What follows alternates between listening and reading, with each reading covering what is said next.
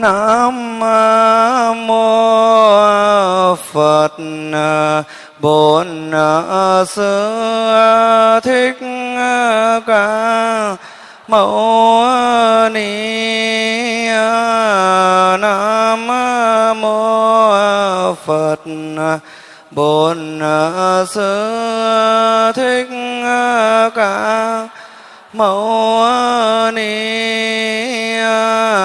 Nam mô Phật. Bổn Sư Thích Ca Mâu Ni. Nam mô Phật Bổn Sư Thích Ca Mâu Ni. Kính thưa toàn thể đại chúng, hôm nay chúng ta tiếp tục học buổi cuối cùng cái phần trích dịch kinh Nikaya. Trước chúng ta đang ở trong cái phẩm tu tập tâm từ bi hỷ xả. Hôm nay còn một cái bài trong cái phẩm này, đó là lợi ích tu tập của tâm từ. Và Thầy có bổ sung thêm 2 bài nữa để chúng ta trao đổi ngay trong buổi giảng pháp hôm nay. Thì chúng ta lần lượt đi vào từng bài. Bài này có tựa đề là lợi ích của tu tập tâm từ. Bữa trước thì chúng ta đã nghe Phật dạy chúng ta giải tâm từ đến cho tất cả các chúng sinh gần mình, xa mình, hữu hình, vô hình, đến tất cả muôn loài, biến khắp như thế. Thì hôm nay chúng ta sẽ nghe Phật dạy nếu tu tập cái tâm từ mà đầy đủ thì nó được những cái lợi ích như thế nào.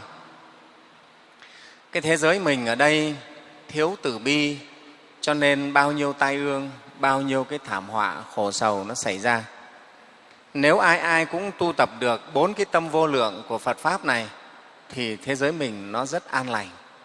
Hôm nay chúng ta nghe Phật dạy về lợi ích của việc tu tập cái tâm từ.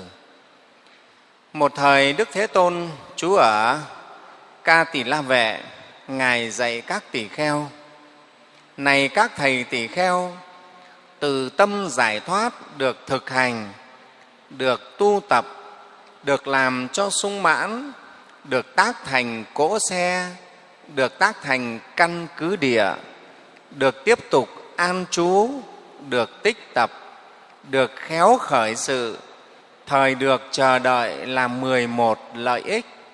Thế nào là 11 lợi ích? Ở đây Đức Phật dạy nếu các thầy tỳ kheo, không những các thầy tỳ kheo mà tất cả chúng ta, ai thực hành tu tập được cái tâm từ bi này đầy đủ thì có 11 cái điều lợi ích.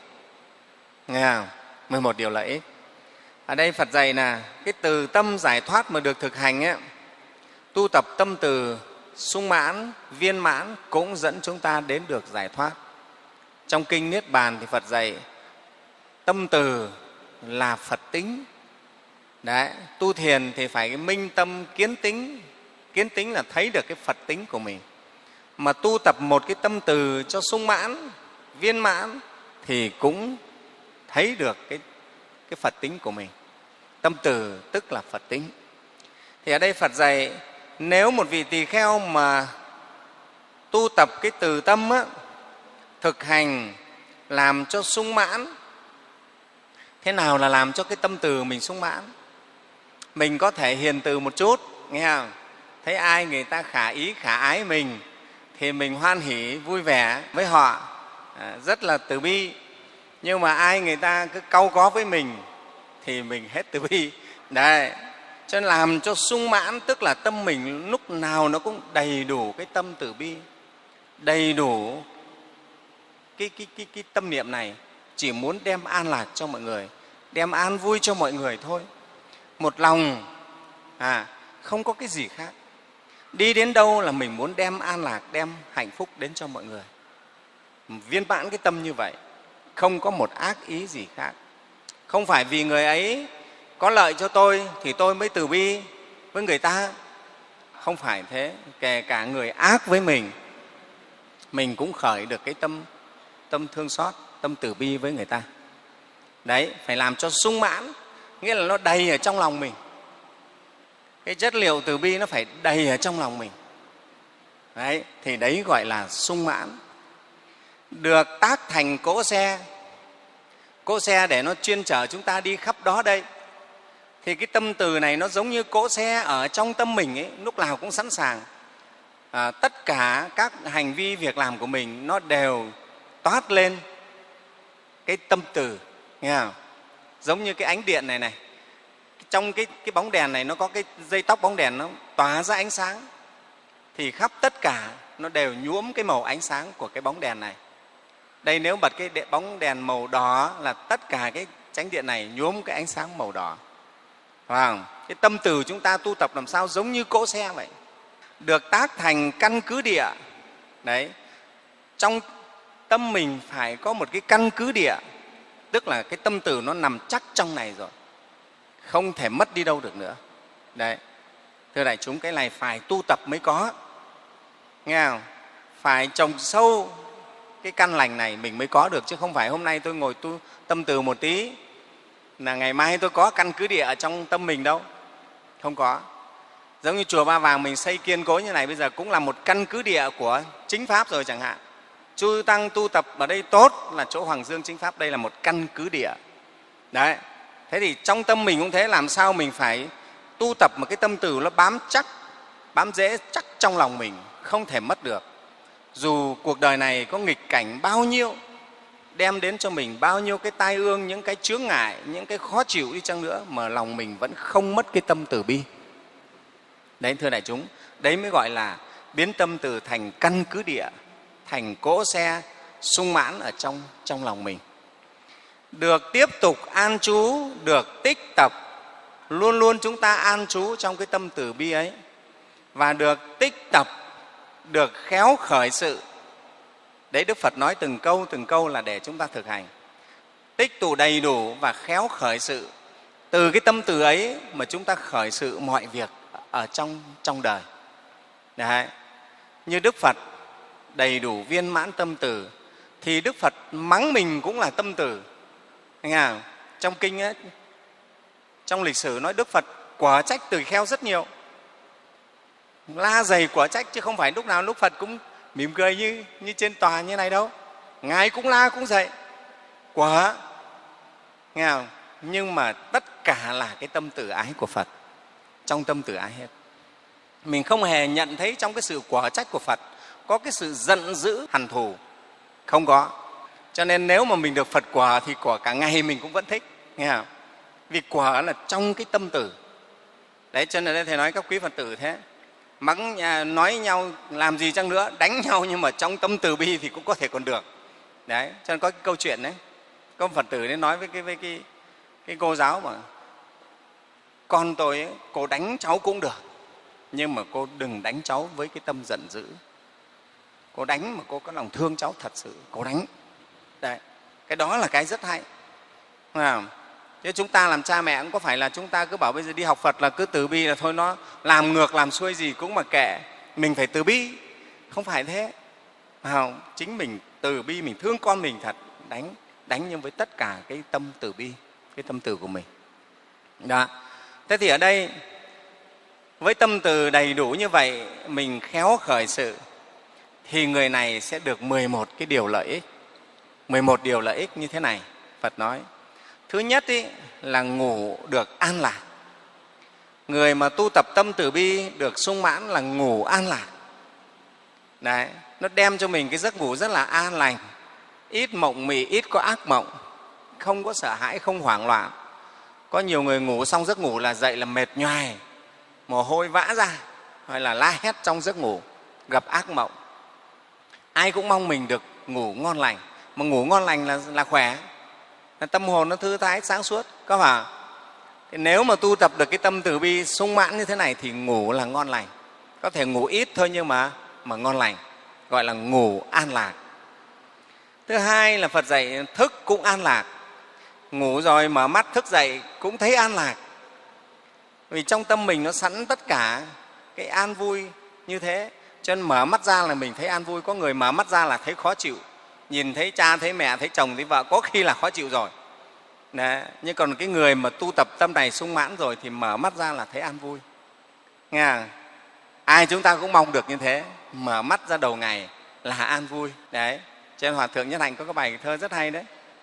Thức dậy miệng mỉm cười, 24 giờ tinh khôi, xin nguyện sống trọn vẹn, dâng tình thương cho đời. Thức dậy mở mắt ra nhìn bầu trời tinh khôi buổi sáng, tâm hồn mình nó mát mẻ an lành, đem một ngày vui đến cho mọi người, dâng lên cho mọi người. Đấy. Làm sao mà mình thức mình được an vui. Rồi cái lợi ích thứ ba là không có ác mộng.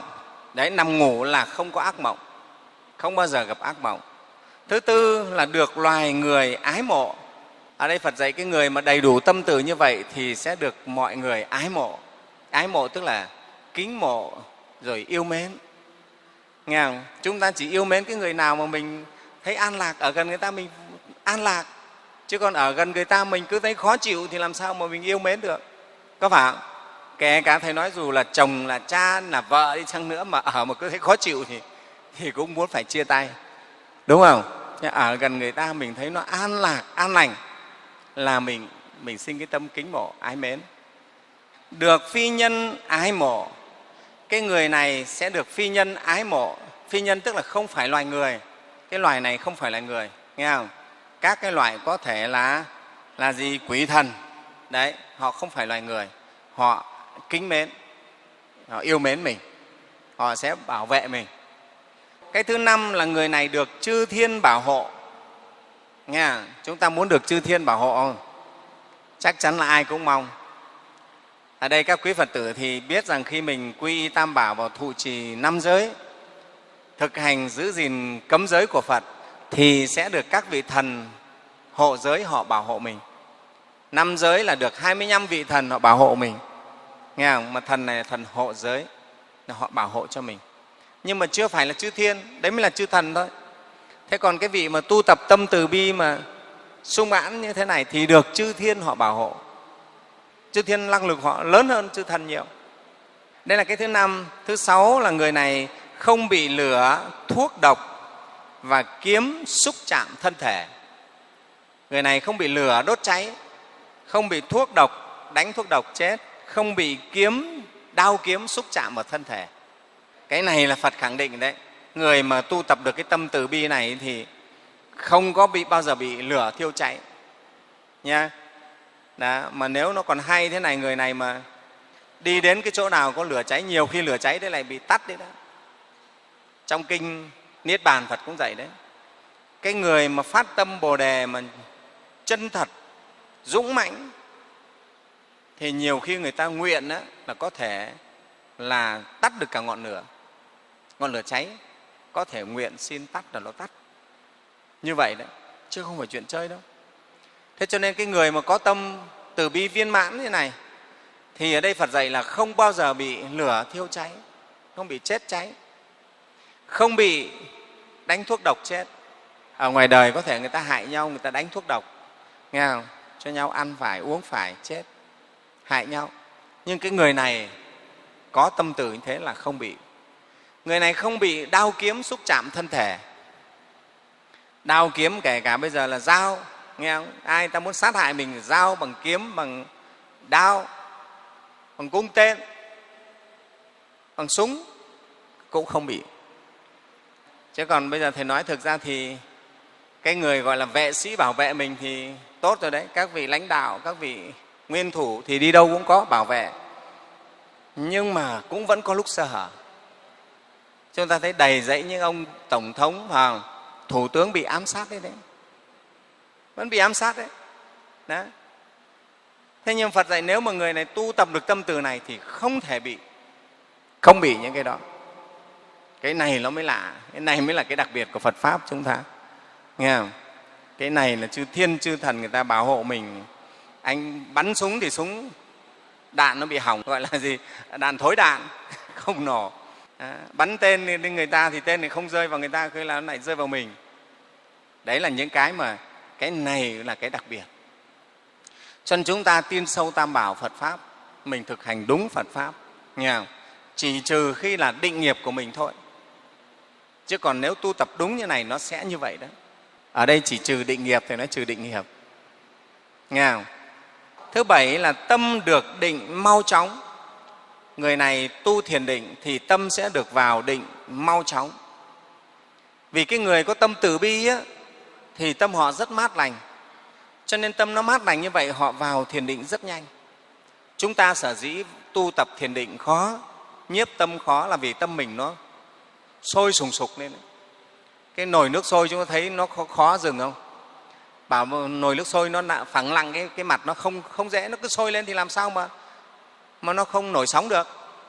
Thế còn bây giờ rút hết lửa đi rồi, nó nguội đi rồi thì tự nhiên mặt nước ở trong nồi nước nó phải phẳng thôi, nó phải lặng.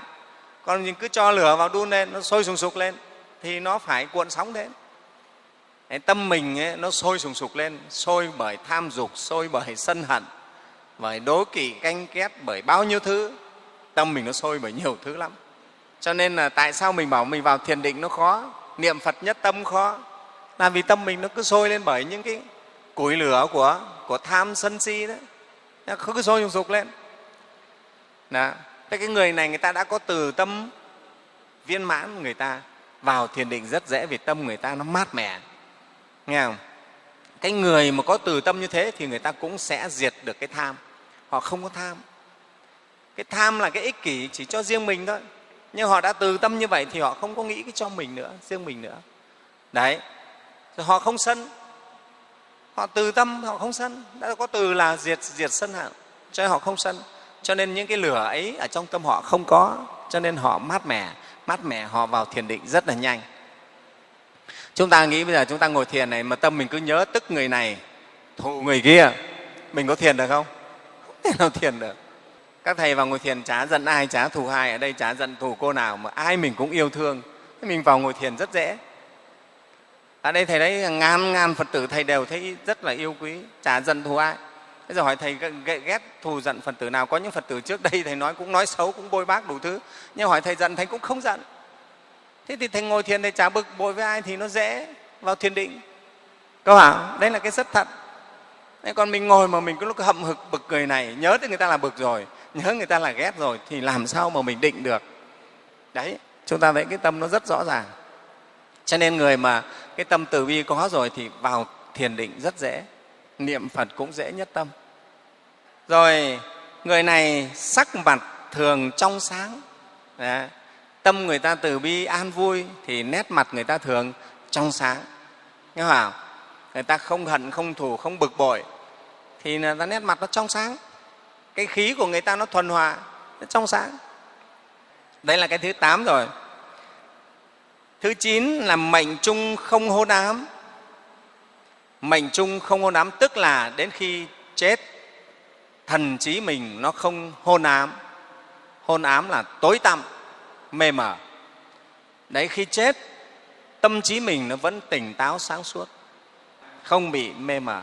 Cái tỉnh táo sáng suốt của cái người này á, nó khác với cái người mà mình bây giờ bảo mấy cái bệnh như ung thư chết là tỉnh táo lắm. Tỉnh táo của người ung thư là chết mà rất đau đớn, nghe không? Đau, chứ nó không phải do đau mà tỉnh như thế, mà trong tâm ấy là phiền não tâm, chứ không phải là tâm thanh thoát. Nhưng cái người mà có tâm từ đầy đủ thì họ chết, họ tỉnh táo mà an lạc. Đấy, cái nó khác nhau. Đại chúng rõ không nào? Chứ nhiều người chết họ cũng tỉnh lắm, nhưng mà tâm họ phiền não. Chết mà tỉnh thì tỉnh nhưng mà rất phiền não. Đấy, nó khác nhau. Chứ không phải ai tỉnh là cũng an lạc đâu. Còn cái người có tâm từ bi này á, họ chết tâm họ an lạc, tỉnh mà an lạc. Đấy là nếu chưa thể nhập thượng pháp, tức là chưa chứng được quả A-la-hán thì được sinh lên Phạm Thiên. Nếu mà cái người này khi lâm chung chưa chứng được A-la-hán quả thì sẽ được sinh lên thiên giới, được sinh lên Phạm Thiên, tức là sinh lên trời. Để chúng ta thấy tu tập cái tâm từ bi thôi mà được những cái lợi ích như vậy. Thế mà cái đấy thì chúng ta có thể thực tập được. Bài trước Phật dạy đấy, chúng ta tập giải cái tâm thương yêu, tâm từ bi đến người thân của mình, mở rộng ra, biến rộng ra dần. Và chúng ta nghĩ đi, cứ nghĩ mọi người đều là rất thân thuộc với mình. Ngày xưa thầy cứ nhớ lúc mà nghĩ đến mẹ mình chết, cha mình chết, tự nhiên mình thương những người khác. Mở rộng ra mình thấy ai cũng chết thì thấy thương tất cả chúng sinh. Tất cả chúng sinh đều bị cái chết này nó đến nó bắt hết. Thế thì ai cũng chịu như vậy, vua quan chúa gì cũng thế. Tự nhiên mình khởi tâm đều khổ cả, thấy chúng sinh là khổ cả, làm vua làm chúa gì chăng nữa cũng khổ. Tự nhiên mình sinh cái tâm thương. Đấy, muốn làm sao cho mọi người dứt được những cái khổ sinh tử này. Đó, nghĩ như vậy thôi. Chúng ta ngẫm như thế, tự nhiên cái lòng mình nó mở ra, mình có cái tình thương nó rộng rãi. Đấy, thì thưa đại chúng, cái tu tập tâm từ cũng thế. Mình quán chiếu, mình suy niệm, đó, rồi mình gieo cái hạt giống từ bi, nó sẽ nảy nở, nó sẽ mở rộng cái tâm mình ra. Đấy. Thì Phật dạy, này các tỳ kheo, cái từ tâm giải thoát được thực hành, được tu tập, được làm cho sung mãn, được tác thành cỗ xe, được tác thành căn cứ địa, được tiếp tục an trú, được tích tập, được khéo khởi sự, thời sẽ chờ đợi làm 11 điều lợi ích như vậy. Đấy, thưa đại chúng, chẳng biết đâu trong nhà mình mà có người tu tập được cái tâm từ bi chút chút thôi, nhà mình nó đã yên rồi, nghe không? Chứ trong nhà mình mà có một bà chằng là mệt lắm, mà không đụng cái là bà câu, đụng cái bà có là thôi rồi, mệt lắm. Tức là trong nhà thế nó không yên. Nhưng mà có một người có cái tâm từ bi là nó yên, nó bắt đầu nó dịu, mọi cái nó dịu đi. Hay ghê lắm. Cái tâm từ bi nó mát mẻ, nghe không? Đấy, ở đây Thầy nói bên Ni chúng, đặc biệt Thầy nói là ngày xưa có cụ Sư Bà Hải Triều Âm. Cụ mới mất đấy, mới mất năm ngoái à. Nhìn thấy cụ là thấy an lạc, an vui. Cái tâm từ bi của cụ cũng rất là lớn. Nhìn thấy cụ là thấy tươi vui, hoan hỉ. Đấy, rất là kỳ lạ. Cho nên Phật tử ở xa, ở gần đến với cụ đều hoan hỉ lắm. Đấy, cụ rất là từ bi. Người ta bảo trông cụ giống như Bồ Tát thế đó. Đấy. Ai đã biết, có một số Phật tử Thầy cho vào gặp Sư Bà Hải Triều Âm rồi đấy. Rất là hoan hỉ. Thế thì chúng ta nhìn những tấm gương ấy, chúng ta phải học, phải thực tập. Các bậc cao tăng, các hòa thượng lớn thế, như Hòa thượng Trúc Lâm, Hòa thượng Thích Thanh Tử cũng thế, rất từ bi. Nhà.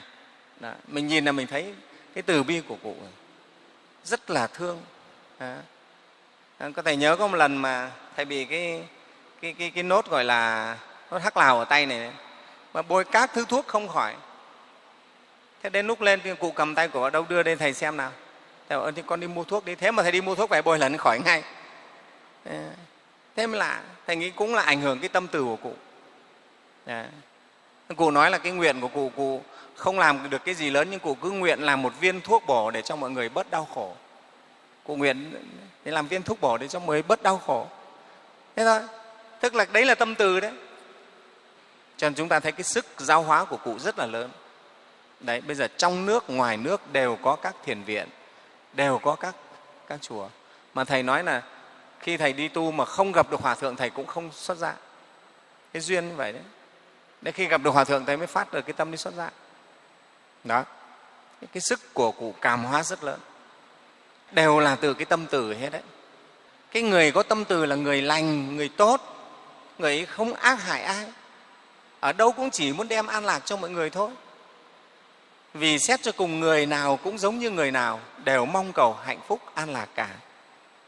Dù là kẻ giặc, kẻ thù đi chăng nữa, họ cũng muốn an lạc, hạnh phúc. Con rắn nó độc như thế nhưng nó cũng muốn an lạc. Có phải con rắn là nó chỉ suốt ngày nó đi tìm mồi người nó cắn đâu, không phải. Tại mình làm nó phải bảo vệ, nó cắn mình chứ. Con hổ, con sư tử cũng thế, nó cũng muốn an lạc. Bản chất của tất cả chúng sinh đều là muốn hạnh phúc, muốn an lạc hết. Đấy là lẽ thật. Cho nên các Phật tử tu tập mình quay trở về được cái tâm này, lấy cái tâm từ này làm căn cứ địa. Ai cũng thế đấy. Nghe không? Từ mình suy ra, mình muốn an lạc, muốn hạnh phúc, người cũng thế. Thì đi đâu mình cũng cứ căn cứ cái gốc này nè, làm cho người ta an lạc, hạnh phúc. Đấy, tu tập như vậy mình sẽ có được cái tâm từ. Và tu tập thuần thục thì sẽ được đầy đủ cái tâm từ này. Thưa đại chúng, ở đâu cũng thế, chúng sinh nào cũng như thế. Từ mình suy ra được hết đấy, không có gì. Mình chẳng bao giờ mình muốn đau khổ. Mình cũng muốn được hạnh phúc, muốn được an lạc. Người cũng thế. Đó, thế thì mình từ đó mình suy ra. Cho nên là trong Nho giáo có câu rất hay đấy, tức là nếu mà mình không muốn điều gì thì mình cũng đừng đem cái điều ấy cho người. Nghe không? Mình không thích cái điều gì thì mình cũng đừng đem cái điều ấy cho người. Đấy. Đấy. Rất là hay. Thì chúng ta cũng ứng dụng cái này. Tất cả mọi người đều muốn hạnh phúc, muốn an lạc, thì chúng ta hãy đem hạnh phúc, đem an lạc đến cho mọi người. Khi Đức Thế Tôn giác ngộ chân lý, Ngài đi truyền Pháp, Ngài cũng dạy 5 vị tỷ kheo đầu tiên đấy. Các ông hãy đi vì lợi ích cho số đông, đi vì lợi ích cho chư thiên loài người, đem lại hạnh phúc cho chư thiên và loài người, cho số đông. Cái tăng đoàn từ lúc đó thành lập là như thế đấy. Cho nên tất cả các vị thánh đệ tử của Phật đi đâu đấy, các ngài đi đâu là đem an lạc, đem giải thoát đến đấy. Nghe không? Đem an lạc giải thoát đấy. Hình bóng các ngài đi đến đâu là đem an lạc giải thoát đến đấy.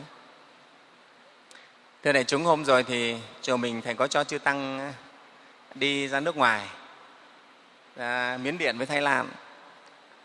Thì thầy cũng tổ chức cho tăng chúng đi vác bát đi khất thực ở trên đường phố của nước bạn. Chính ngày xưa thầy cũng bị mê khi nhìn thấy chư tăng vác bát đi khất thực. Lúc thầy chưa đi tu mà nhìn thấy mấy sư thầy vác bát đi khất thực mà mình đã thích rồi. Cứ thế mà phóng xe đuổi theo để nhìn các thầy đi, thấy cái hình ảnh nó đẹp vô cùng luôn đấy. Giữa một cái cuộc sống bộn bề xô bồ bận rộn này mà lại có bóng mấy thầy tăng áo vàng vác bình bát đi khất thực, nó an lạc vô cùng. Đấy, cứ ngắm thế mà thầy cứ đi theo mãi, phải đến hàng tiếng đồng hồ theo sau. Thế hôm rồi thì thầy quyết định là cho tăng chúng của mình cũng ôm bình bát đi khất thực, để đặt mua mấy chục cái bình bát chư tăng đi khất thực. Có thể tới đây nếu mùng 8 khóa tu này thầy sẽ cho chư tăng đi khất thực ở tại chùa mình thôi, cho các Phật tử thực tập xất bát cúng dường. Rất đẹp, hay lắm. Thầy đi phải hơn tiếng đồng hồ ở bên Miến Điện với Thái Lan, rất là an lạc, mà Phật tử họ cung kính lắm. Họ ra họ cúng dường hết sức cung kính. Đấy. Khi đến họ cúng dường là họ bỏ dép ra, họ bỏ vào bình bát mình họ cúng. Có người họ còn quỳ xuống họ lễ chân mình, cảm động vô cùng. Đấy.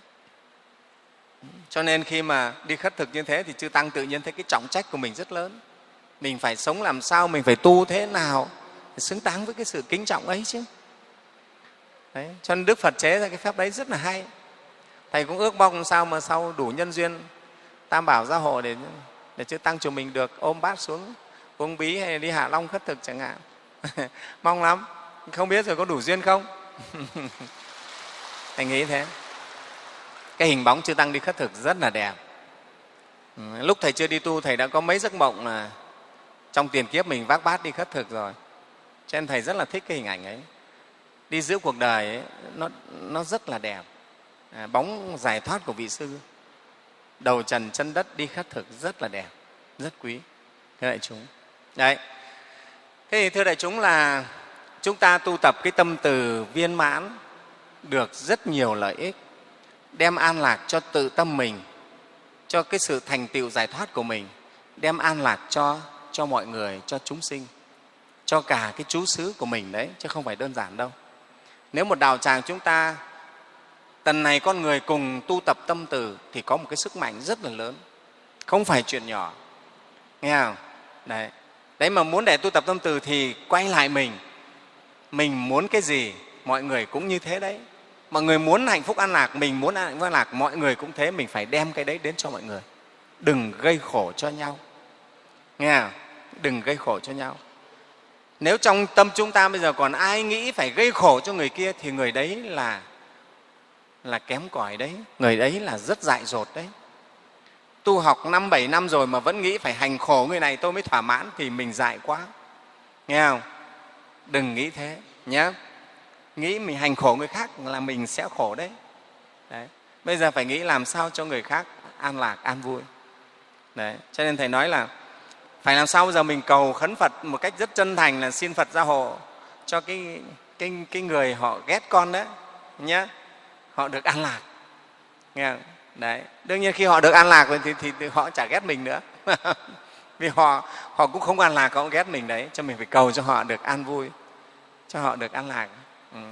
Chúng ta thấy khi tâm người ta hoan hỉ an lạc, người ta trả thù trả giận gì nữa, nghe không? Nó cởi mở đấy.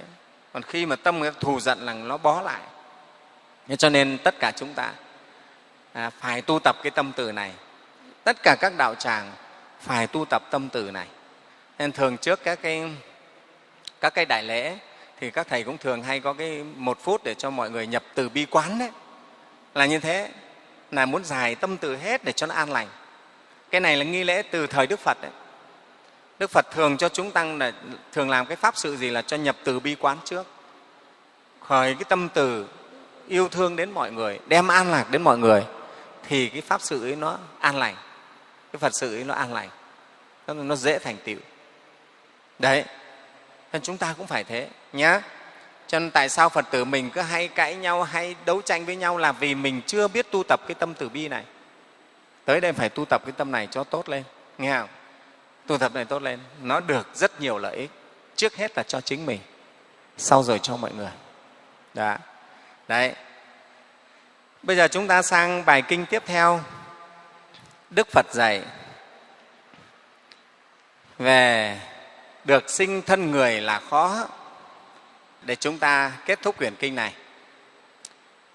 Một hôm, Đức Thế Tôn trú ở Vesali tại Trùng Các giảng đường. Vào buổi sáng, tôn giả A Nan đắp y cầm bát vào thành khất thực. Sau bữa ăn, tôn giả đi đến đảnh lễ Thế Tôn. Ngài mới bạch Phật thế này: Bạch Thế Tôn, vào buổi sáng trên đường đi khất thực, con thấy rất nhiều thiếu niên Lichavi tập bắn cung, từ xa bắn xuyên qua lỗ khóa nhỏ, đuôi mũi tên này tiếp mũi tên kia, không sai trượt lần nào. Thấy vậy con liền nghĩ các thiếu niên Lichavi này thật là giỏi, khéo luyện tập. Đó. Ngài A Nan hôm ấy mới bạch Phật rằng là con đi khất thực vào trong thành ấy, thì con nhìn thấy các cái cháu thiếu niên ở cái bộ tộc Lichavi, họ tập bắn cung mà bắn rất giỏi. Từ xa họ bắn mà xuyên qua cái lỗ khóa rất nhỏ, cái mũi tên nó xuyên qua lỗ khóa, cái mũi tên xuyên vào đấy rồi cái mũi tên tiếp sau lại bắn vào đuôi cái mũi tên trước, cứ thế nối nhau. Thì chúng ta thấy họ bắn tên có giỏi không? Cái trình độ là bắn rất là siêu việt đấy. Thế Ngài mới khen, Ngài khen là các thiếu niên Lichavi này thật là giỏi, khéo luyện tập. Thế thì Phật mới nói với Ngài A Nan thế này: Này A Nan, ông nghĩ thế nào? Cái gì khó làm hơn từ xa bắn mũi tên xuyên qua đầu một sợi lông được chia nhỏ 100 lần? Bây giờ hỏi ông, bây giờ nếu từ xa mà bắn mũi tên nó đúng vào một đầu cái sợi lông mà chia ra là 100 lần thì chúng thấy nó nhỏ không? Sợi lông nó đã bé, giờ chia ra 100 lần. Chia nhỏ như thế mà lại từ xa bắn là sao trúng được? Ai nhìn thấy thế mà bắn.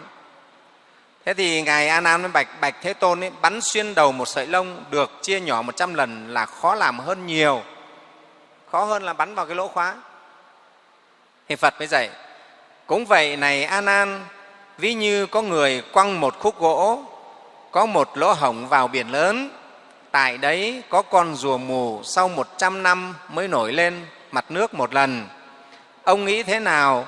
Con rùa mù sau 100 năm mới nổi lên mặt nước một lần có thể chui cổ vào cái lỗ hổng của khúc gỗ ấy hay không?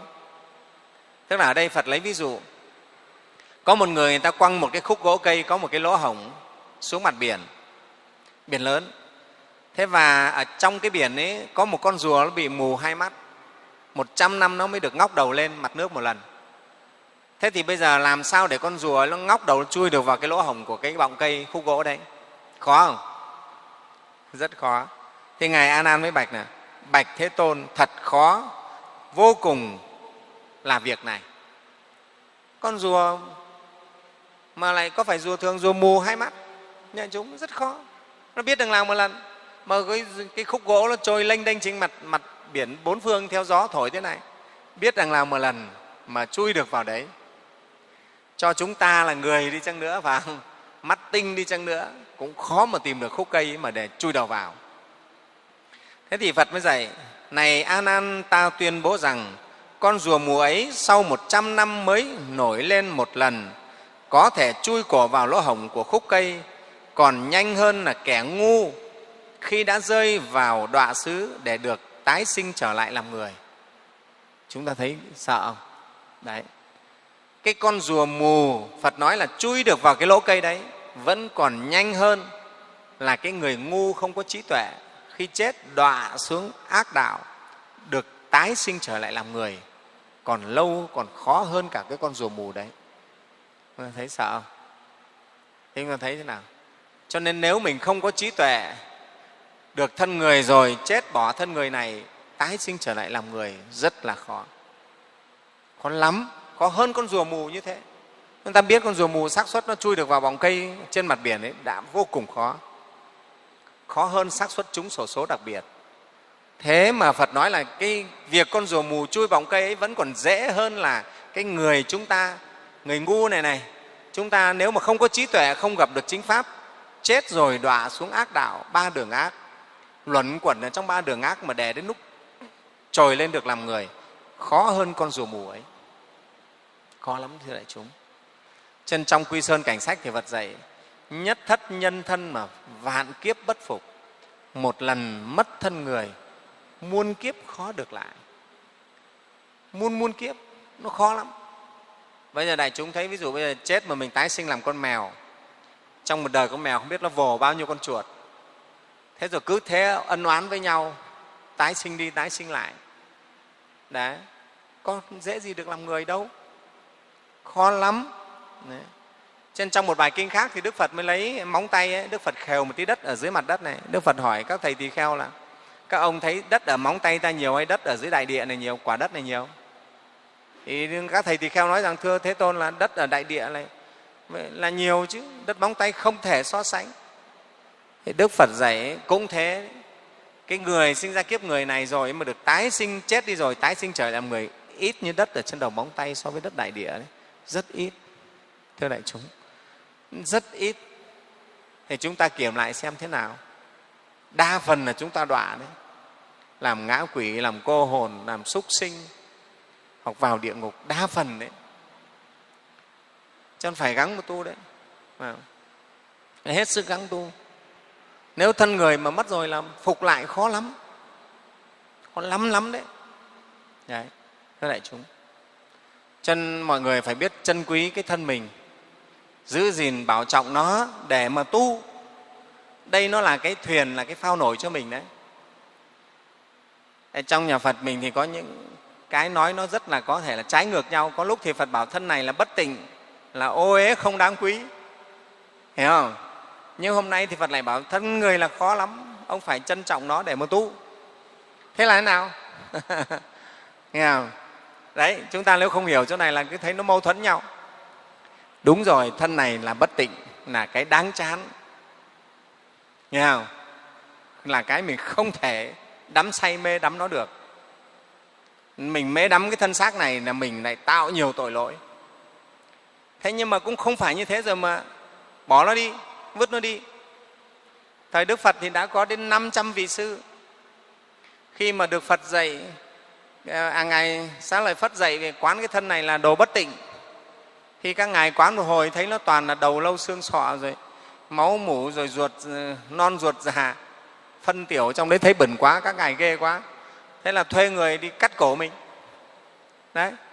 Thế bảo thấy kinh quá không thể chịu được, tại sao mình lại đi ôm cái xác này tha lôi nó đi khắp đó đây, ghê quá. Thế là thuê người đến cắt cổ mình. Đấy. Thời Phật đấy. Thế một thời gian sau Phật tự nhiên thấy chư tăng cứ thấy vắng bóng đi, thế không biết đi đâu. Thế ngài mới hỏi, tất nhiên ngài biết nhưng lúc ấy ngài mới hỏi. Thế thì mấy vị bảo bạch Thế Tôn là mấy vị lại quán thân này thấy nó bất tịnh quá, thế là ghê tởm nó cái thân xác này, để thuê người đến cắt cổ giết đi. Thế Phật bảo các ông dạy cho của mấy ngài Xá Lợi Phất Mục Kiêu Lân, các ông dạy huynh đệ tu thế là sai mất rồi. Quán bất tịnh xong rồi phải quán tịnh. Cái thân này nó bất tịnh đúng rồi, không đáng yêu, không đáng mến, nhưng mà phải dùng nó để tu. Ông chưa chứng quả, ông chưa đắc giải thoát thì ông phải dùng nó, ông phải giữ gìn nó để mà tu chứ. Các bạn, giống như ở đây nói các quý Phật tử bây giờ mình mình bị đắm thuyền ở giữa sông đó, mà vớ được một cái xác chết nó nổi lềnh phềnh ở đấy, nó nổi lên, mình túm vào nó, nhờ nó mà mình không bị chìm. Mình có túm không? Cũng phải túm nó chứ. Xác chết nào nó cũng nổi lên hết đấy. Mình túm vào nó để mà nổi lên, để mà đạp vào bờ chứ. Nhưng mà mình có thích cái xác chết hay không? Xác chết nó thối không thể chịu được, không thích, nhưng mà nhờ nó mà mình không biết bơi mà, thì phải túm vào nó để mà đạp vào bờ chứ, phải giữ chặt nó. Đấy, chứ bảo tôi quý cái xác chết này thì không quý, nhưng mà đang lúc này phải cần nó, phải nhờ nó, thì cho nên nói là quý cũng được, vẫn phải quý nó để mà tu, để đưa vào bờ. Nếu ra vào được bờ rồi thì thôi vứt cái xác ấy đi. Đấy, cho nên Phật mới nói là cái thân này ấy, nó không đáng yêu đáng mến, nó là vật nhơ nhớp bất tịnh, nhưng nó cũng rất khó. Được nó rồi phải biết dùng nó để mà tu tập để được lợi ích. Đấy, thưa đại chúng, đối với cái thân xác của chúng ta, được thân người vô cùng khó. Đấy. Thân người khó được, Phật Pháp khó nghe là chỗ này đấy. Mà chúng ta đây đã được rồi, 40 năm, 50 năm cuộc đời mình sử dụng cái thân này thế nào, mình phải kiểm lại. Nếu cả 40-50 năm vừa rồi chúng ta dùng nó một cách bừa bãi, vô ích, thì hôm nay bắt đầu phải dùng nó cho tốt. Đấy, chúng ta dùng cái thân này có khi dùng bừa bãi, cứ bảo thân này của tôi muốn làm gì thì làm, tôi làm bừa làm bãi, phải không? Đấy, cứ đổ rượu vào đây, đổ thuốc vào đây, đổ thuốc lá vào đây, thuốc lào vào đây, đổ ma túy vào đây, phải không? Ăn chơi trác táng đổ vào đây, cuối cùng là gì? Mình tự tàn phá thân mình, rồi mình đau khổ. Đó, cho nên mình biết giữ gìn nó vào để dùng nó được bao nhiêu lợi ích. Đấy, thưa đại chúng, cho nên hôm nay qua cái bài kinh này để chúng ta thấy Phật dạy cái thân người được như chúng ta là khó lắm, cũng nhiều phước duyên lắm mới được thân người. Chúng sinh cõi người mình bây giờ có được khoảng độ mấy tỷ, 6-7 tỷ. Chúng ta nhìn thấy ví dụ một trận mưa thôi, cái đàn mối ở trong rừng này ra là khoảng bao nhiêu tỷ con, không biết bao nhiêu con. Kiến mối run dế lăng quăng bọ gậy biết là bao nhiêu tỷ con, thì mình biết là cái tỷ lệ làm người này rất ít, không phải dễ đâu. Cái loài người mình so với tất cả chúng sinh hữu tình trong cái trái đất này thôi, mình chỉ làm con số một phần rất nhỏ, một phần tỷ thôi, chứ không ăn thua gì cả. Thế mình biết có rõ ràng là mình quý hiếm không? Được làm thân người rất quý hiếm, cho nên phải dùng nó nhé. Ai lỡ từ trước cho đến hôm nay dùng thân này bừa bãi, hôm nay phải chấn chỉnh lại, dùng thân này cho nó lợi ích, nghe không? Không uổng phí mất cái thân này. Giống như thế, cái bè mình có mà mình không biết dùng nó để qua sông, mà mình làm hư hỏng nó, chết chìm giữa sông, thì cái lỗi ấy ở mình, không phải tại ai. Đó, thì kính thưa đại chúng, bài kinh này Đức Phật nhắc nhở chúng ta để chúng ta thấy được có thân người này là một cái tài sản rất quý để chúng ta lương đây tu tập, không nên bỏ phí thời gian. Bây giờ chúng ta nghe tiếp bài kinh Đức Phật dạy về 4 hạng người. Bài kinh này thì có tựa đề là hướng đến ánh sáng. Đấy, thì Phật dạy thế này: một hôm Đức Thế Tôn trú ở Xá Vệ, rồi vua Pasenadi nước Kosala đi đến đảnh lễ Thế Tôn, ngồi xuống một bên. Đức Phật nói với vị vua này thế này: này đại vương, có 4 hạng người có mặt hiện diện ở trên đời. Hạng người thứ nhất ý, là hạng người sống trong bóng tối và hướng đến bóng tối. Hạng người thứ hai là sống trong bóng tối và hướng đến ánh sáng. Hạng người thứ ba là sống trong ánh sáng mà hướng đến bóng tối. Và hạng người thứ tư là sống trong ánh sáng và hướng đến ánh sáng. Thưa đại vương, thế thì Đức Phật nói với ông vua Pasenadi như vậy, thì đại vương phải nên theo cái hạng người nào? Chúng ta ở đây cũng thế, chúng ta nên theo hạng người nào? Cái hạng người mà Phật nói sống ở trong bóng tối và hướng đến bóng tối, đó là thế nào?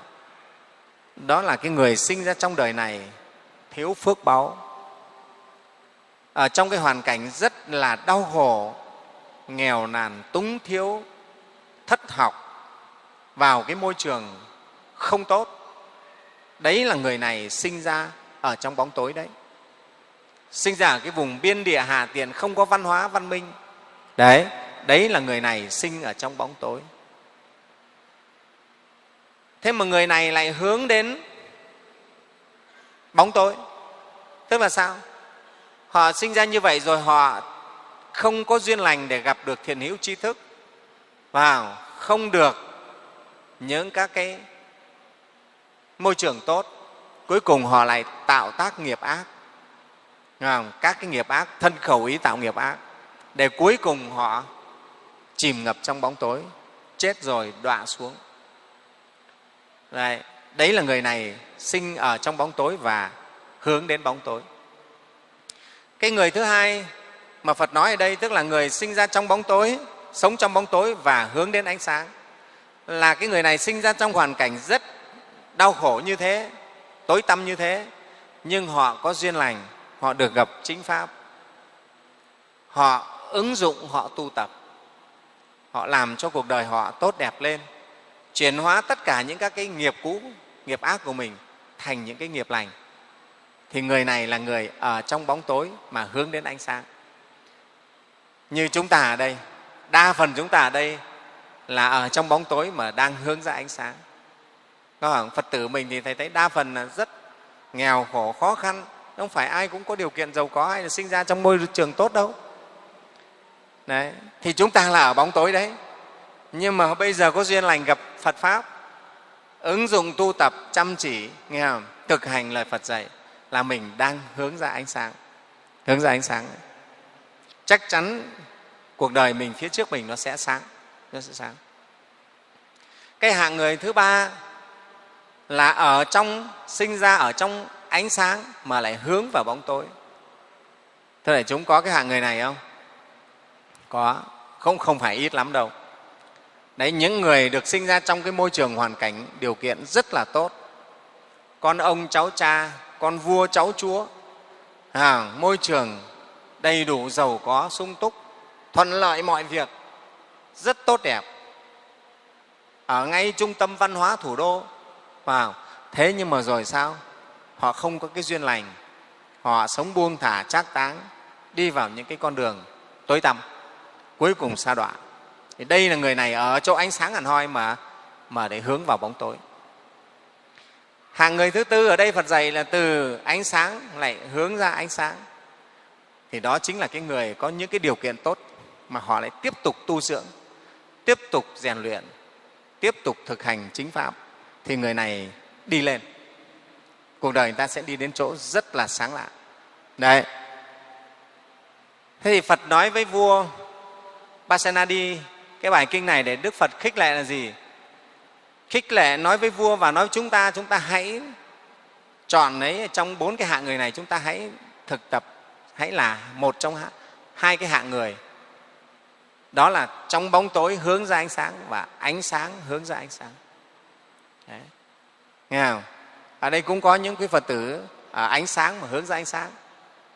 Đấy, những cháu bây giờ đấy, con của các Phật tử có điều kiện tốt thầy thấy, nhưng các cháu rất thuần thục, đi học về rồi có duyên vẫn đến chùa chốc tác, rồi học kinh Pháp, thì các cháu này nhất khoát là đời nó hướng ra ánh sáng, đi đâu rồi cũng được trọng dụng, được tốt đẹp, nghe không? Mà cuộc đời nó biết, nó làm chủ. Đấy. Thế chúng ta cũng thế. Thì thưa đại chúng, với cái bài kinh này Đức Phật khuyến khích tất cả chúng ta phải ứng dụng ánh sáng Phật Pháp vào để chuyển hóa cuộc đời mình, chuyển hóa nghiệp chướng của mình, từ cái chỗ tối tăm đau khổ trở lên được an lành, được sáng, quang sáng. Đấy. Và đấy là cái con đường Phật chỉ cho chúng ta đi. Thì kính thưa đại chúng, qua 3 bài kinh này chúng ta thấy chúng ta rất may mắn được gặp giáo pháp của Phật. Trong cuộc đời này, đây là cái ánh sáng vô cùng quý. Giáo pháp của Phật là ánh sáng của chân lý. Không có Phật ra đời, mình chẳng thể nào biết được hương vị của những cái giáo pháp này. Sắp tới kỷ niệm ngày Đức Phật đản sinh, đấy, ngày cha lành của chúng ta ra đời, Đấy là cái duyên lành vô cùng ấy. Mình tuy không gặp Phật nhưng mà mình vẫn còn được hưởng cái giáo pháp của Ngài để chúng ta tu hành. Không được gặp Phật Pháp làm gì mình biết thế nào là từ bi, phải không? Có khi lại còn càng lớn sân si, cứ nghĩ càng sân si càng tốt, phải không? Đấy, Thầy vẫn nói đấy, có những vị đua nhau ra chợ học chửi nhau, nghĩ thế là mình mới hay mới giỏi. Đấy là cái ngu si vô cùng đấy. Cái hay cái tốt không học để học những cái đó, phải không? Không gặp Phật Pháp thì mình làm những cái nghiệp ác mình càng mạnh. Cái nghiệp ác, thưa đại chúng, khi mà làm thuần thục, phải không? Mình sẽ có cái thích thú với nghiệp ác. Ví dụ cái người làm đồ tể sát sinh chẳng hạn, họ giết thuần thục rồi họ cũng vui thích trong việc ấy. Cắt con cổ con lợn làm sao cho nhanh, phải không? Cắt tiết con gà con vịt làm sao cho nó chết khéo, mà giết được như thế họ cũng vui lắm. Đấy gọi là vui thích trong ác nghiệp. Vô minh mình không gặp chánh pháp. Đấy. Thế nhưng khi chúng ta gặp chánh pháp mình mới biết cái này là mình đang làm ác nghiệp rồi, để tránh. Làm tránh. Bao nhiêu cái chuyện nhân quả trên đời này chúng ta thấy phải trả rất là đáng sợ. Không gặp chánh pháp của Phật thì chúng ta tăm tối biết bao.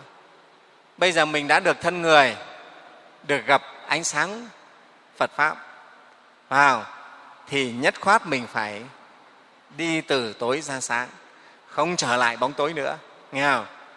Trước đây con tăm tối vô minh, nghe không? Bây giờ con nguyện phải đi ra ánh sáng, nương theo ánh sáng của Phật con đi ra, nghe không? Đấy, thì đó là cái quý giá nhất cuộc đời chúng ta. Đức Phật là người khai sáng chúng ta, chỉ đường cho chúng ta đi đến cái chỗ an lạc, bến bờ, hạnh phúc giải thoát chân thật. Đó. Thì quý Thầy mong rằng qua hết cái phần cái bộ kinh Nikaya này, trong cái phẩm trích các cái đoạn kinh Phật dạy này, thì các quý Phật tử cũng đã thấm hơn nha, lời Phật dạy, biết trân quý cái thời gian, cái cuộc đời của mình, trân quý cái thân của mình, ứng dụng Phật Pháp vào để mà tiến tu đạo nghiệp, được lợi ích thiết thực cho mình hiện đời, cho gia đình, cho cộng đồng của mình, cho đất nước, cho cái thế giới này an vui, được tất cả những cái điều phúc lạc. Đó là điều quý Thầy mong muốn và chúc cho toàn thể quý Phật tử thực hành được tốt đẹp. A Di Đà Phật. Thầy mời đại chúng chắp tay hồi hướng. Nguyện đem công đức này hướng về khắp tất cả đệ tử và chúng sinh đều chọn thành Phật đạo.